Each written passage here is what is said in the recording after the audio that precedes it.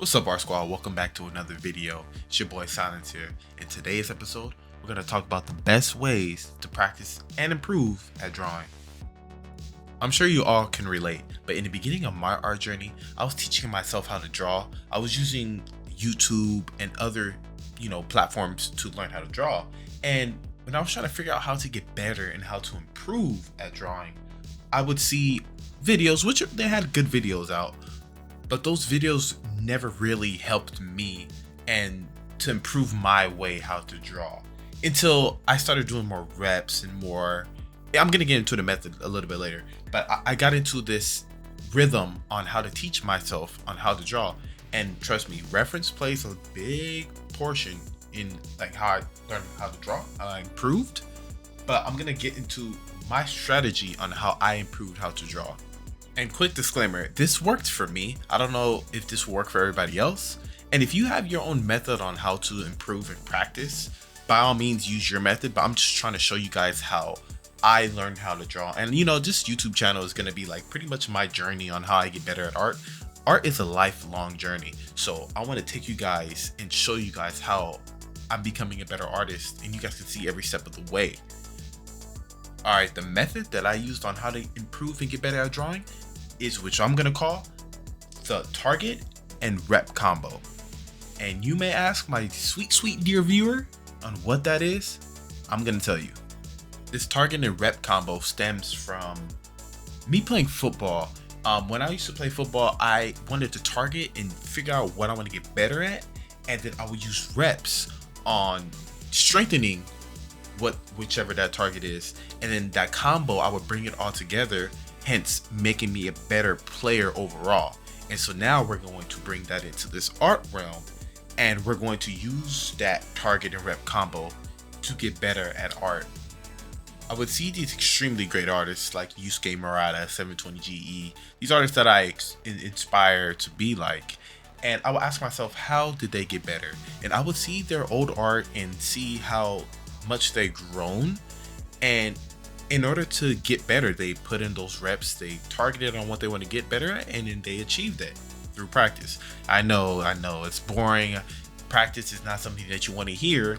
I know a lot of people nowadays want just the instant gratification and want to be better instantly, but in the art world, you need to put in those reps. You need to practice. And how I use that target method on how to practice is I would target at a specific body part, gesture, pose, whatever I wanted to do. Like, for example, say if I wanted to get better at drawing heads or torsos, I would use reference on Pinterest, etc., and I would target that body part and draw it over and over and over again in different positions, different angles, everything. And then once I targeted that specific thing that I wanted to get better at, I would then use it I would use the rep method. And as I'm drawing, that's me doing the reps. And when I combine everything together, and that's when I end up getting the end product on, drawing a head and a torso.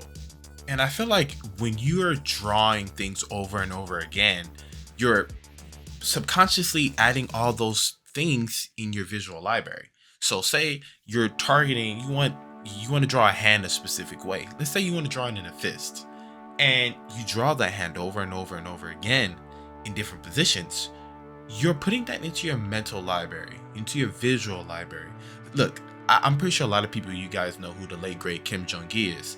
And Kim Jong-gi, he said, I don't remember the interview, but I remember him saying that when he was learning how to draw, he would just draw, and that helped build his visual library. He would see everything and imagine drawing it.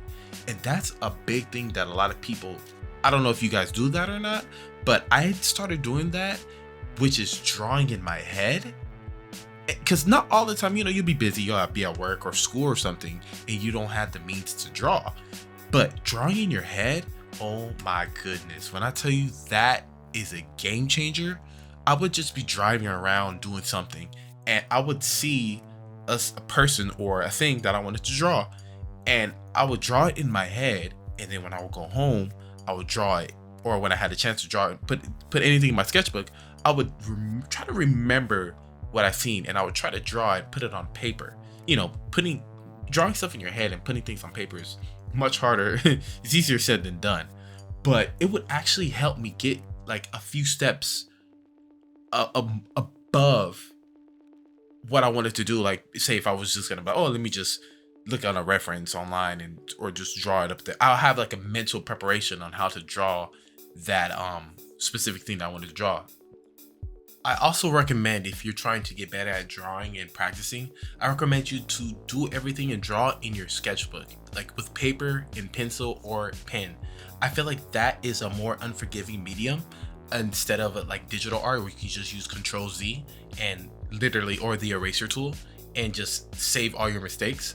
I feel like drawing and practicing with paper and pencil would give you more pressure and build more confidence in your lines, and it's just everything in general. Like, if you can only erase so much on a piece of paper before your piece of paper gets destroyed, compared to working in digital medium, you can just keep Control-Z in or keep erasing infinitely.